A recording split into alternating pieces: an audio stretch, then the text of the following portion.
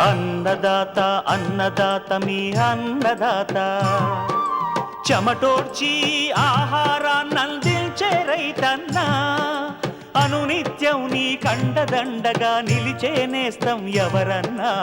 అన్నదాత అన్నదాత మీ అన్నదాత.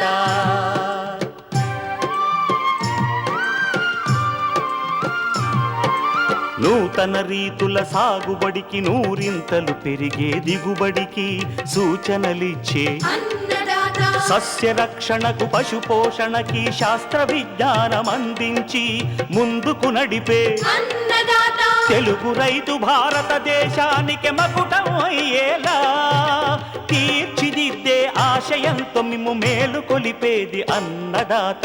అన్నదాత అన్నదాత మీ అన్నదాత. అన్నదాత అన్నదాత మీ అన్నదాత. నమస్కారం. సరికొత్త రూపుతో మీ ముందున్న అన్నదాతకు స్వాగతం. ఈనాటి ముఖ్యాంశాలు: మొక్కజొన్న పక్వత నిర్ధారణ, కోతలు అనంతర జాగ్రత్తలు, మిరపలో చీడపీడల నివారణకు ప్రారంభం నుంచి తీసుకోవాల్సిన జాగ్రత్తలు, నేలలో సేంద్రియ పదార్థాన్ని పెంపొందించే పచ్చిరొట్ట ఎరువులు,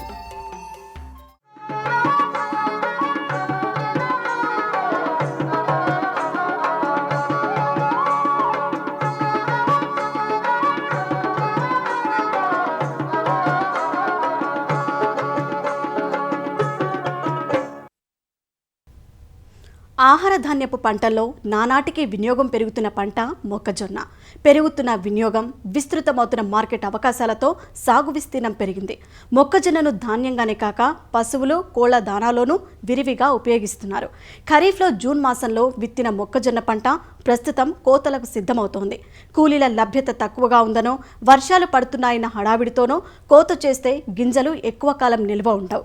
గింజల్లో ఆఫ్లోటాక్సిన్ అనే విష శిలీంధ్రాలు చేరి పాడైపోయే ప్రమాదం ఎక్కువగా ఉంటుంది. కాబట్టి పక్వతను నిర్ధారించుకొని కోతలు చేపట్టాల్సి ఉంటుంది. అలానే ఆరబెట్టడంలోనూ కొన్ని జాగ్రత్తలు పాటించడం అవసరం. ఆ వివరాలు ఇప్పుడు చూద్దాం. మొక్కజొన్నను చెడిపోకుండా నిల్వ చేయడం పలు అంశాల మీద ఆధారపడి ఉంటుంది. ప్రధానంగా ఉష్ణోగ్రత, సాపేక్ష ఆర్ద్రత, తేమ శాతం, తెగుళ్లు, కీటకాలు మొదలైన అంశాలపై ఆధారపడి ఉంటుంది. నాణ్యతగల మొక్కజొన్న గింజలను పొందటం పంట కోతతోనే మొదలవుతుంది. మొక్కజొన్న కాడలు ఎండి గింజల్లో తేమ శాతం 17 నుండి 20 ఉన్నప్పుడు పంట కోయడానికి అత్యంత అనువైన సమయం. పంట కోతలు సరైన సమయంలో చేయాలి. పంట కోతకు వచ్చినప్పుడు మొక్కలు ఆకుపచ్చ రంగులోనే ఉండి కండెలు మాత్రం ఎండిపోయి కనిపిస్తాయి. ఒక్కోసారి మొక్కలు, కండెలు ఎండి ముదురు గోధుమ రంగుకు మారతాయి. గింజపైన మధ్యభాగం నొక్కుకుపోయి అంచులు ఉబ్బెత్తుగా ఉంటాయి. కండెలోని గింజలను వలిచి అడుగు భాగాన్ని గమనిస్తే కొన్ని రకాల్లో నల్లని చార ఉంటుంది. ఈ సూచనలు గమనించి పంట పక్వతకు వచ్చినట్లుగా గుర్తించి ఏమాత్రం ఆలస్యం చేయకుండా పంట కోత జరపాలి. కోత ఆలస్యమైతే వర్షాల వల్ల లేదా పశుపక్షాదుల వల్ల లేదా ఇతరత్ర కారణాల వల్ల నష్టపోయే అవకాశాలు పెరుగుతాయి. కండెలపై గల పొరలు మిగిల్చకుండా మొత్తం తీసేసి కల్లంలో పల్చగా కండెలు వేసి ఎండబెట్టాలి. కండెలు ఒకే చోట కుప్పగా పోసి ఉంచకూడదు. అలా పోస్తే శిలీంధ్రాల బెడద పెరిగి గింజ నాణ్యత తగ్గుతుంది. తరచుగా కండెలను అటూ ఇటూ కదిలిస్తే అవి త్వరగా ఎండుతాయి. గింజల్లో తేమ శాతం 12 నుండి 14% వచ్చేంతవరకు సుమారు 4-5 రోజులు సూర్యరశ్మిలో ఎండబెట్టాలి. పేలాల రకం వేసిన రైతులు ఇంటి బయట నీడలో ఆరబెట్టాలి. ఎండలో ఎండబెడితే గింజలు పగిలి అక్కడక్కడ చిన్న చిన్న పేలాలుగా మారి గింజల నాణ్యత చెడిపోతుంది. కండెలను టార్పాలిన్ పైన పల్చగా పోసిగాని లేదా సిమెంట్ చేసిన కల్లాల్లో ఆరబెట్టాల్సి ఉంటుంది. సాధారణ నేలపై ఆరబెడితే కండెలకు చెదలు వచ్చి త్వరగా చెడిపోయే ప్రమాదముంటుంది. కండెల్లో తెగుళ్ళు, క్రిమికీటకాలు సోకిన వాటిని, చిన్న చిన్న గింజలు, సరిగా విత్తనం ఏర్పడని వాటిని, గింజలు విరిగిన వాటిని, నాణ్యమైన కండెల నుంచి వేరు చేయాలి. బాగా ఎండిన కండెల నుంచి గింజలు వేరు చేయడం చాలా సులభమైన పని. కండెలను ఒకప్పుడు కర్రలతో బాది గింజను వేరు చేసేవారు. కానీ నేడు ఎన్నో పరికరాలు అందుబాటులోకొచ్చాయి. వాటిని ఉపయోగించి కండెల నుంచి గింజలను అతి సులభంగా వేరు చేయవచ్చు. యంత్రంతో గింజలు వేరు చేసేటప్పుడు యంత్రం నడిచే వేగాన్ని నియంత్రణలో ఉంచుకుని గింజలకు ఎలాంటి నష్టం వాటిల్లకుండా చూసుకోవాలి. రైతులు కూలీలతో కోత చేయించడానికి బదులుగా యంత్రాలు అందుబాటులో ఉన్నచోట యంత్రాల ద్వారా కోత పనులు చేయిస్తున్నారు. మల్టీక్రాప్ హార్వెస్టర్తో కోతలు చేస్తే నేరుగా గింజలు పొందవచ్చు. ఈ గింజలను ఎండలో ఆరబెట్టడం ఉత్తమం. వేరుపడ్డ గింజలను శుభ్రపరచడం అతి ముఖ్యమైన పని. గింజల్లో దుమ్ము ధూళి, తెల్లని పొట్టు, చిన్న చిన్న గింజలు, సత్తుగింజలు, పగిలిన గింజలు, తాలు తప్ప ఇతర పంటల గింజలు లేకుండా శుభ్రపరచాలి. ఇలా ఎండిన గింజలను జల్లెడ పట్టుకోవాలి. దీనినే గ్రేడింగ్ అంటారు. గింజలను 12 నుండి 15 తేమ శాతం వచ్చే వరకు ఆరబెట్టాలి. మధ్య మధ్యలో ఈ గింజలను కలియబెడితే అన్ని గింజలు సమానంగా ఆరతాయి. శుభ్రపరిచిన గింజలను అందించడం వల్ల రైతుకు మంచి ధర దక్కుతుంది.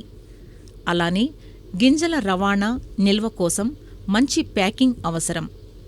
మొక్కజొన్న గింజలను వేరుచేసిన తర్వాత మార్కెట్కు తరలించేటప్పుడు, గోడౌన్లలో నిల్వ చేసేటప్పుడు గోనె సంచులు వాడతారు. మంచి నాణ్యతగల గోనె సంచులు వాడడం వల్ల తేమ, క్రిమికీటకాల దాడి నుంచి ధాన్యాన్ని రక్షించవచ్చు. మొక్కజొన్న ప్యాకింగ్కు ఉపయోగించే సంచులు ధాన్యాన్ని రక్షించేవిగానే కాదు, రవాణాలో దెబ్బతినకుండా ఉండాలి. సాధారణంగా మొక్కజొన్న ధాన్యం నిల్వకు జనపనార సంచులను వినియోగిస్తారు. ఇవే కాక పాలిథిన్ సంచులను కూడా వాడవచ్చు. హెచ్డిపిఈ సంచుల వ్యయం జనపనార సంచుల ఖర్చులో 50 నుంచి 60% ఉంటుంది. జనపనార సంచుల్లో అయితే ధాన్యాన్ని 3 నెలలు, హెచ్డిపిఈ సంచుల్లో అయితే 6 నెలల వరకు నిల్వ చేయవచ్చు. మార్కెట్లో అధిక ధర వచ్చేంతవరకు ఎక్కువ కాలం నిల్వ చేయగలిగిన ఎన్నో మెరుగైన నిల్వ పద్ధతులు, నిర్మాణాలు ఉన్నాయి. నియంత్రిత వాతావరణంలో అయితే మొక్కజొన్నలను నాణ్యత తగ్గకుండా 2 సంవత్సరాల వరకు నిల్వ చేసుకోవచ్చు.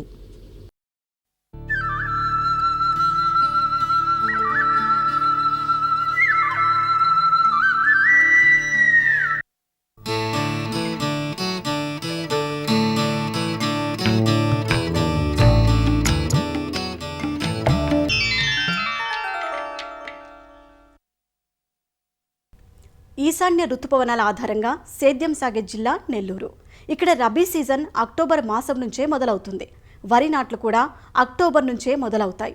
అయితే పంటల సాగుకు ముందుగా పచ్చిరొట్ట పైర్లను సాగు చేసి భూమిలో కలియదున్నడం వల్ల భూసారం పెంపొందుతుంది. దీనివల్ల నేలకు సమృద్ధిగా సేంద్రియ పదార్థం అందటమే కాకుండా నేల స్థితిగతుల్లోనూ మార్పు వస్తుంది. నేలలు గుల్లబారి చౌడు విరిగిపోతుంది. రసాయన ఎరువులతో నిస్సారమైన భూములు తిరిగి జీవం సంతరించుకొని సారవంతమవుతాయి. పచ్చిరొట్ట పైర్లుగా జీలుగా, జనుము, పిల్లి పెసర వంటి పంటలను పెంచుకోవచ్చు. పచ్చిరొట్ట ఎరువుల కోసం పెద్దగా ఖర్చవదు. అంతేకాదు పచ్చిరొట్ట ఎరువులు వాడిన పొలంలో రసాయన ఎరువులను 30 నుంచి 40% తగ్గించి వాడుకోవచ్చు. దీనివల్ల ఎరువులపై పెట్టే ఖర్చు కూడా తగ్గుతుంది. పచ్చిరొట్ట ఎరువుల వాడకం, ప్రయోజనాల గురించి వివరాలు అందిస్తున్నారు ఆచార్య ఎన్జీ రంగా వ్యవసాయ విశ్వవిద్యాలయం నెల్లూరు వ్యవసాయ పరిశోధన స్థానం శాస్త్రవేత్త డాక్టర్ యు వినీత. ముఖ్యంగా నెల్లూరు జిల్లాలో రబీ సీజన్ అంటే ముఖ్యంగా అక్టోబర్, నవంబర్లో నార్లు పోసుకొని నవంబర్, డిసెంబర్లో నాట్లు వేసుకోవడం అనేది పరిపాటి. అయితే ఈ రబీ సీజన్కు ముందుగా మనకు పచ్చిరొట్ట ఎరువులు కానీ మనం వరికి కానీ వేసుకున్నట్లయితే సేంద్రియ కర్బనం అనేది పెరగడానికి అవకాశం ఉంటుంది. పచ్చిరొట్ట ఎరువులు అని అంటే ముఖ్యంగా మనకి జీలుగా, జనుము, పిల్లి పెసర, అలసంద ఇలాంటి పైర్లను మనం ముందుగా అంటే పొలం తయారు చేయడానికి దాదాపు ఒక 45-50 రోజులు ముందుగా మనము వేసుకొని పెంచుకున్నట్లయితే ఈ పచ్చిరొట్ట పైర్లు అనేవి పెరిగి దాదాపు 40-45 రోజులప్పుడు పూతకు వచ్చిన సమయంలో మనం దున్ని పొలానికి అందజేయడం వలన భూమిలో సేంద్రియ కర్బనము తర్వాత న్యూట్రియంట్ కంటెంట్ కూడా పెరుగుతుంది బాగా. పచ్చిరొట్ట ఎరువులు మనం వేసుకోవడం వలన భూమి యొక్క భౌతిక లక్షణాలు బాగా మెరుగుపడి తర్వాత నీటిని పట్టి ఉంచే శక్తి బాగా పెరుగుతుంది. తర్వాత కేవలము రైతులందరూ కూడా నత్రజని, భాస్వరము, పొటాష్ ఎరువులనే మనకు మొక్కలకు అందజేస్తున్నారు కాబట్టి ఈ పచ్చిరొట్ట ఎరువులైనటువంటి జీలుగు కానీ, జనుము కానీ, పిల్లి పెసర కానీ ఇవన్నీ అందించడం వలన మొక్కకి దాదాపు అన్ని రకమైన మూలకాలు మనకు తగు మోతాదులో అందజేయబడతాయి. సూక్ష్మ పోషకాలైనటువంటి జింకు, ఐరన్ ఇవన్నీ కూడా మనకి మొక్కకు తగు మోతాదులో అందుబాటులో రావడానికి అవకాశం ఉంటుంది. అంతేకాకుండా రబీ సీజన్లో చాలా వరకు మనకి ఎక్కువ టెంపరేచర్స్ వలన కూడా భూమి పైపొరల్లో ఎక్కువగా సాల్ట్స్ అంటే లవణాలు ఎక్కువగా పేరుకొని ఉంటాయి. అలాంటి చోట కూడా ముఖ్యంగా వరి పైరుకు ముందుగా మనము జీలుగా కానీ పెంచి పొలంలో కలియదున్నినట్టయితే చాలా వరకు ఈ చౌడు ప్రభావం కూడా తగ్గించడానికి అవకాశం ఉంటుంది. భూమిలో మనకు ఈ పచ్చిరొట్ట ఎరువులు అనేటివి పుల్లుతున్నప్పుడు సూక్ష్మజీవుల సంఖ్య పొలంలో బాగా పెరిగి భూమిలో అందుబాటులో లేని మూలకాలన్నింటినీ కూడా మొక్కకు అందజేయడానికి వీలవుతుంది. ఈ పచ్చిరొట్ట పైర్లను మనం భూమిలో పెంచడం వలన చాలా పురుగులు, తెగుళ్ళు, ముఖ్యంగా నులి పురుగులు వాటి యొక్క సంఖ్య కూడా బాగా తగ్గుతుంది. పచ్చిరొట్ట పైర్లు ఏవైతే మనము సిఫారసు చేస్తున్నామో అవన్నీ కూడా లెగ్యూమినస్ జాతికి చెందినవి. వాటి వేర్లలో, వేరు బుడిపల్లో మనకి రైజోబియం అనే బ్యాక్టీరియా ఉండి గాలిలో ఉండే నత్రజనిని తీసుకొని స్థిరీకరించి తర్వాత పంటకి అందజేయడానికి భూమిలో అధికంగా నత్రజని అనేది స్థిరీకరింపజేస్తాయి. ఆ రకంగా పచ్చిరొట్ట పైర్లు వేసుకోవడం వల్ల మనకు చాలా లాభాలు ఉంటాయి. జీలుగ పంటను కానీ చూసుకున్నట్లయితే ఒక ఎకరాకి 12 నుంచి 15 కిలోల జీలుగ విత్తనాన్ని మనము వేసుకోవాలి. 45 రోజులకి పూతకొచ్చినప్పుడు మనము పొలంలో కలియదున్నాలి. దీనివల్ల మనకి దాదాపు 7 నుంచి 8 టన్నుల పచ్చిరొట్ట అనేది మనకు పైరుకు అందుబాటులోకి వస్తుంది. అంతేకాకుండా నత్రజని చూసుకున్నట్లయితే 3.5 తర్వాత 0.7% ఫాస్ఫరస్, 1.5% పొటాష్ ఈ రకంగా మనకి న్యూట్రియంట్ కంటెంట్ కూడా మనకు బాగా ఇంక్రీజ్ అయ్యి తర్వాత పొలానికి ఎక్కువగా సత్తువ అనేది అందజేయబడుతుంది. జనుము అయితే ఎకరాకి మనకు 20 నుంచి 25 కిలోల విత్తనం సరిపోతుంది. జనుము వలన కూడా దాదాపు 6 నుంచి 7 టన్నుల పచ్చిరొట్ట అనేది మనకి అందుబాటులోకి వస్తుంది. తర్వాత పిల్లి పెసర విత్తనాలు ఎకరాకి మనకు 6 నుంచి 8 కిలోల పిల్లి పెసర విత్తనాలు అవసరమవుతాయి. అలసంద కూడా 10 నుంచి 12 కిలోలు. ఇవి వేసేటప్పుడు మనకి కొంతవరకు తేమ కావాలి. కలియ దున్నినప్పుడు ఒక 2 బస్తాలు సింగిల్ సూపర్ ఫాస్ఫేట్ కానీ వేస్తే మనకు సరిపోతుంది. దాదాపు 25% రసాయన ఎరువుల్ని తగ్గించుకునే అవకాశం ఎక్కువగా ఉంటుంది. పచ్చిరొట్ట పైర్లు కేవలం మనకి పచ్చిరొట్టగానే కాకుండా ఈ నెల్లూరు జిల్లాలో మనకి ఎడగారులో అంటే మార్చి, ఏప్రిల్ నుంచి జూన్ వరకు కూడా మనము ఒకవేళ వీటిని సాగు చేసుకున్నట్లయితే మనకు విత్తనం కూడా తయారు చేసుకోవచ్చు. ఒక ఎకరాకి 4 నుంచి 5 క్వింటాల విత్తనాన్ని కూడా మనము తీసుకోవచ్చు.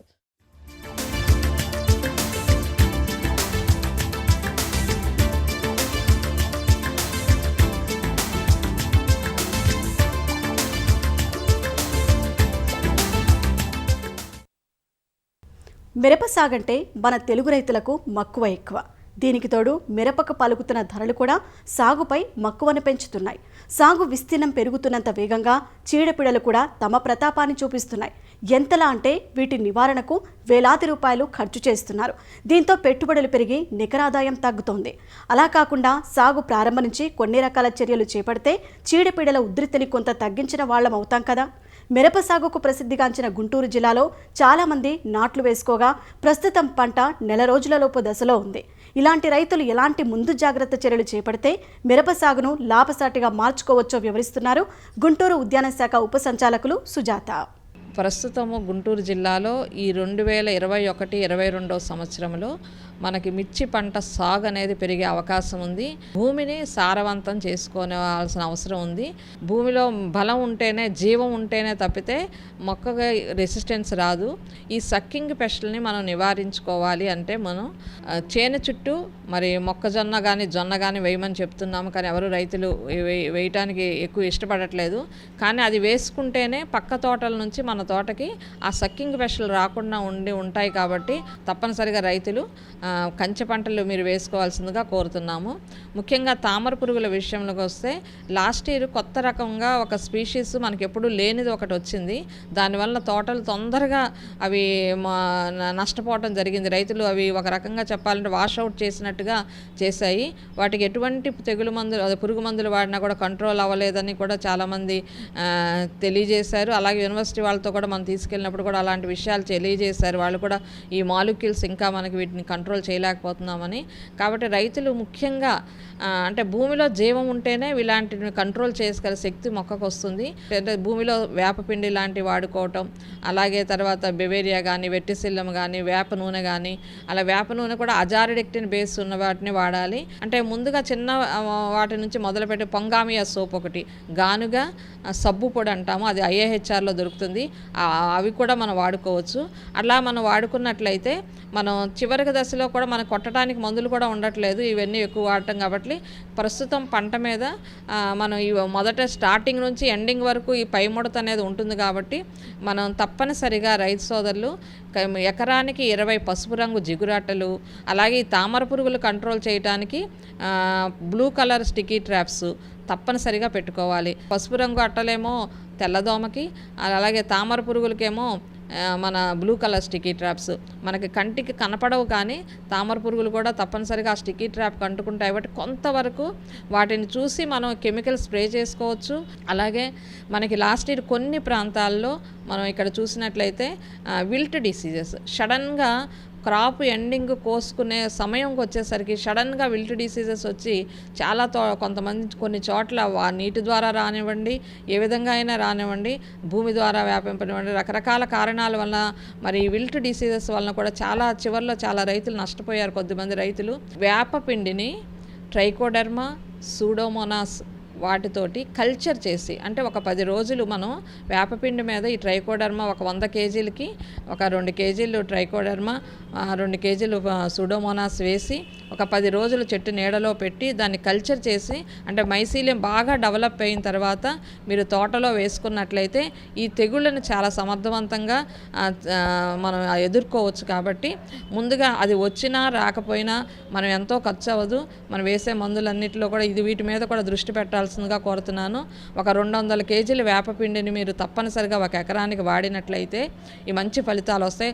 ఈ వైరస్ డిసీజెస్కి మెయిన్గా సక్కింగ్ పెస్ట్ అంటే రసం పీల్చు పురుగుల వలన ఎక్కువ వస్తాయి. కాబట్టి ఈ రసం పీల్చు పురుగులు అట్టల వలన కంట్రోల్ అవుతాయని, కానీ మానిటరింగ్ మనకు బాగా ఉపయోగపడుతుంది. అది ఇవి వాడుకుంటూ ఎరువులు కూడా విచక్షణారహితంగా వాడకుండా ముఖ్యంగా భాస్వరం సంబంధించిన ఎరువులు ఆల్రెడీ భూమిలో మనకు చాలా ఎక్కువ పాళ్ళలో మన భాస్వరం ఉంటుంది. కాబట్టి భాస్వరం సంబంధించిన ఎరువులు కొంచెం తగ్గించుకుంటూ సూటి ఎరువులు వాడుకుంటూ యూరియాతో పాటు పొటాష్ కంపల్సరీగా మనం వాడుకోవాలి.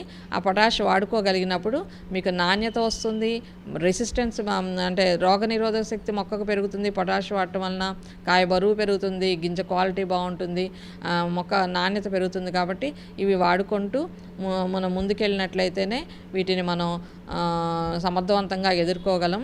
వ్యామ్ మనకి అమరావతిలో దొరుకుతోంది. మనకి వాస్కులార్ ఆర్బస్కులార్ మైకోరైజా అనేది మనకి అది నీటి ఎద్దడిని తట్టుకుంటుంది.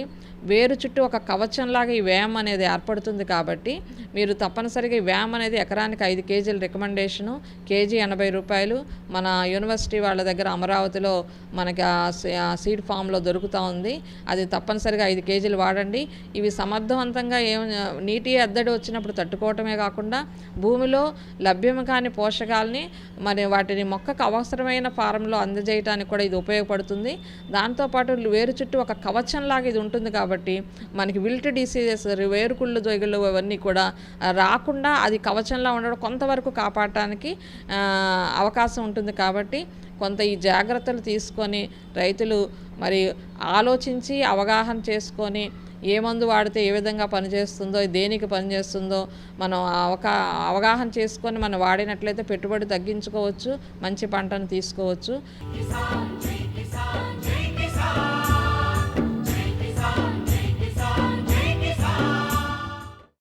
తెలుగు రాష్ట్రాల్లో సాగురంగపు తీరుతెన్నులు విశేషాలను ఇప్పుడు జై కిసాన్లో చూద్దాం. ఆంధ్రప్రదేశ్లోని నెల్లూరు జిల్లాలో జిల్లా స్థాయి వ్యవసాయ సలహా మండలి సమావేశం జరిగింది. జిల్లా కలెక్టర్ చక్రధర్ బాబు ఆధ్వర్యంలో జరిగిన ఈ కార్యక్రమానికి సలహా మండలి సభ్యులు, వ్యవసాయ శాఖ అధికారులు, రైతులు హాజరయ్యారు. ఎడగారు ధాన్యం కొనుగోళ్లు, రబీ సాగు పరిస్థితులపై సుదీర్ఘ చర్చ జరిగింది. ఎడగారు ధాన్యం కొనుగోళ్లకు ఎలాంటి ఇబ్బందులు తలెత్తకుండా అన్ని ఆర్బీకేల్లోనూ తగిన ఏర్పాట్లు చేస్తామని కలెక్టర్ ఈ సందర్భంగా వివరించారు.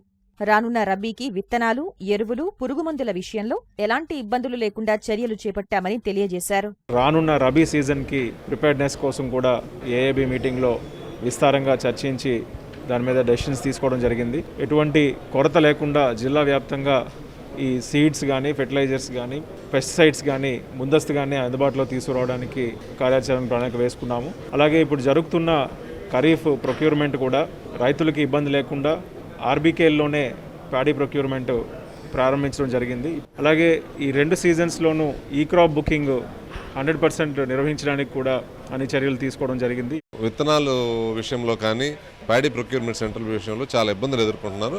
ఆ ఇబ్బందులన్నీ కూడా మేము కలెక్టర్ గారి దృష్టికి, చైర్మన్ గారి దృష్టికి తీసుకెళ్ళాం, ప్రభుత్వ దృష్టికి తీసుకెళ్ళమని చెప్పాము. ప్యాడీ ప్రొక్యూర్మెంట్ సెంటర్లు ఏర్పాటు చేస్తున్నప్పటికీ కూడా రైతులకు గిట్టుబాటు ధర రావడం లేదు. ఎక్కడెక్కడ లోపాలు ఉన్నాయి, ఎక్కడ దేనివల్ల ఇబ్బంది పడుతున్నామో వాళ్ళ దృష్టికి తీసుకెళ్ళడం జరిగింది. ఇక్కడ ఏ సమస్యలు ఉన్నా కూడా జిల్లా స్థాయిలో చర్చించుకొని ఇక్కడ అధికారుల ద్వారా ఏది పరిష్కారం చేయగలం వాళ్ళు సూచించటం, జిల్లాలో ఏది కాకపోతే ప్రభుత్వ దృష్టికి తీసుకుపోయి అవి పరిష్కారం చేసుకునే దానికోసంగా ఇక్కడ సమావేశం జరుగుతూ ఉంది. ప్రభుత్వ ఆదేశాల మేరకు ఈసారి 10 రకం ధాన్యాన్ని సేకరిస్తున్నామని అధికారులు చెబుతున్నారు.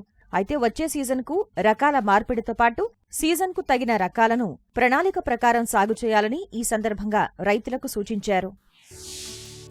విజయనగరం జిల్లా గరుగుబిల్లి మండలం నందివాని వలస గ్రామానికి చెందిన విశ్రాంత ప్రభుత్వ వైద్యాధికారి డాక్టర్ శేషగిరిరావు గత 2 ఏళ్లుగా ప్రకృతి విధానంలో వ్యవసాయం చేస్తున్నారు. తనకున్న 20 ఎకరాల పొలంలో 6 ఎకరాల్లో వరి, 14 ఎకరాల్లో ఆయిల్ పామ్ తోటలను సాగు చేస్తున్నారు. వరిలో కానీ, ఆయిల్ పామ్ తోటల్లో కానీ ఎలాంటి రసాయనాలకు తావు లేకుండా సేంద్రియ విధానంలో పంటలు పండిస్తున్నారు. సహజ పద్ధతుల్లో సాగు లాభదాయకమని సూచిస్తున్నారు. నేను డాక్టర్ని. గవర్నమెంట్ సర్వీస్ నుంచి 8 సంవత్సరాల క్రితం రిటైర్ అయ్యాను. రిటైర్ అయ్యాక స్వయంగా వ్యవసాయం మొదలుపెట్టాము. దీనిలోని ఎప్పుడు కూడా పండిస్తుంటే కిందటి ఏడాది నుంచి కూడా ప్రకృతి వ్యవసాయం చేయడానికి ప్రయత్నం చేస్తున్నాం. దీనిలో భాగంగా ఈ ఏడాది వరి నాటుతున్నాం. మే నెలలో బాగా దుక్కు నవధాన్యాల్ని పచ్చిరొట్ట ఎరువుగా వేసాం. విత్తనాలు వేసే ముందు బీజామృతంతో విత్తన శుద్ధి చేసి వరి విత్తనాలు నాటాం.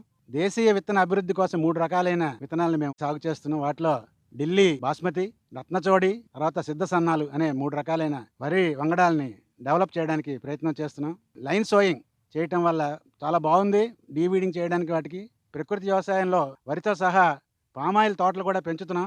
ఇక్కడ 13 సంవత్సరాల వయసుల తోటలు ఉన్నాయి. ఎప్పుడు కూడా మేము పురుగుల మందులు కానీ, మరి రసాయనిక ఎరువులు కానీ వాడలేదు. పశువులు గెత్తం, లేకపోతే గొర్రె మందులు కాయడం, వీటి ద్వారానే ఉత్పత్తులను పెంచుతున్నాం.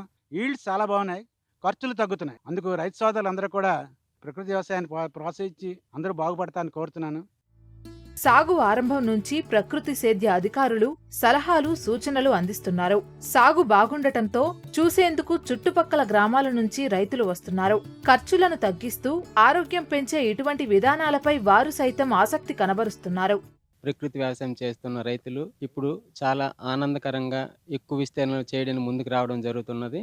ఈ ప్రకృతి వ్యవసాయం చేయడం వల్ల తక్కువ శ్రమతో ఎక్కువ ఫలితము, ఆదాయము రావడం జరుగుతున్నది. ఈ విధంగా డాక్టర్ గారు చేయడం వల్ల ఈ చుట్టుపక్కల గ్రామాల వారందరికీ కూడా ఒక ఆదర్శమైన వ్యక్తిగా చూడడం జరుగుతుంది. మండలం మొత్తం సుమారు ఒక 3000 మంది వరకు ఫార్మర్స్ ఉన్నారు. ఒక 4500 ఎకరాల్లో ఈ ప్రకృతి సాగు చేస్తున్నారు.